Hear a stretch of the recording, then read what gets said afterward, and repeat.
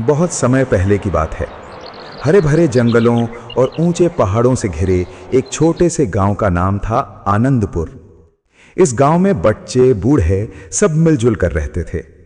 लेकिन इस गांव में सबसे ज्यादा मशहूर था एक शरारती बच्चा, गुड्डू। गुड्डू 8 साल का था। उसकी गोल गोल आंखें, नटखट हंसी और हमेशा रोमांच की तलाश करने वाली आदत उसे पूरे गांव का प्यारा बना देती थी। वो रोज अपने दोस्तों के साथ खेलता, पेड़ों पर चढ़ता और कभी कभी गांव वालों की मदद भी करता। एक दिन गुड्डू को अपने दादाजी के पुराने अटारी यानी स्टोर रूम में एक रहस्यमयी किताब मिली। किताब बहुत पुरानी थी, उसके ऊपर धूल जमी हुई थी और सोने जैसे चमकते हुए अक्षरों में लिखा था, जादुई दुनिया का रहस्य। गुड्डू ने जैसे ही किताब खोली, उसके पन्नों से तेज रोशनी निकली और अचानक कमरे में रंग बिरंगे तारे चमकने लगे।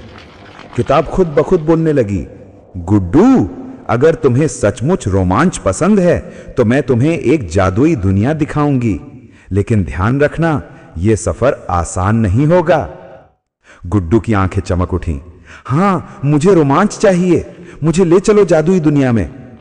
अगले ही पल किताब के पन्नों से एक गोल नीली रोशनी निकली और गुड्डू उसमें खिंचता चला गया। वो गिरते गिरते एक हरे भरे जंगल में आ पहुंचा।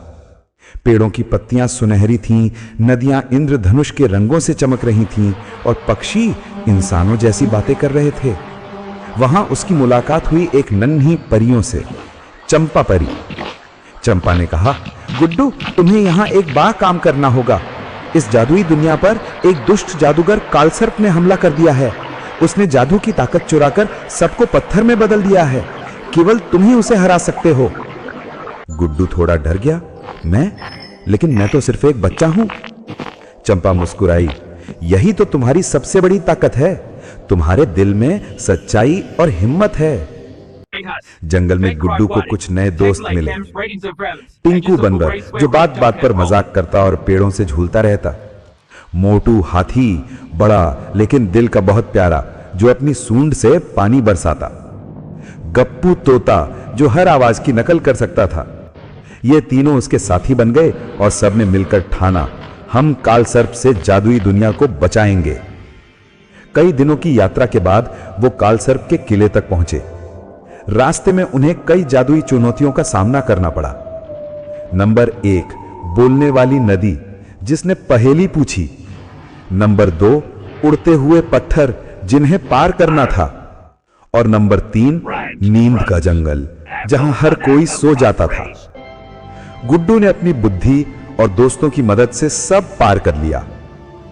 आखिरकार वो काले पहाड़ पर बने कालसर्प के किले तक पहुंचे। किला डरावना था। वहां बिजली चमक रही थी, आसमान लाल था और दरवाजे पर पत्थर के राक्षस खड़े थे। गुड्डू ने किताब से सीखा हुआ एक मंत्र बोला, सत्य और साहस की शक्ति जागो। और अचानक किताब से एक ढाल और चमकदार तलवार निकल आई। कालसर्प जोर से हंसा,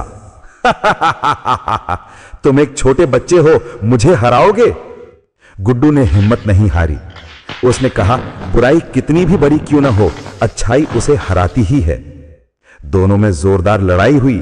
कालसर्प ने आग उगली, लेकिन मोटू हाथी ने अपनी सूंड से पानी बरसाकर आग बुझा दी। टिंकू बंदर ने उसके पैर बांध दिए। गप्पू तोते ने उसकी आवाज की नकल करके उसे उलझा दिया। और आखिरकार गुड्डू ने किताब की ताकत से कालसर्प को पराजित कर दिया। जादुई दुनिया के सारे लोग पत्थर से मुक्त हो गए और खुशियां लौट आईं। जब गुड्डू अपने गांव वापस लौटा, उसके हाथ में अब भी वो जादुई किताब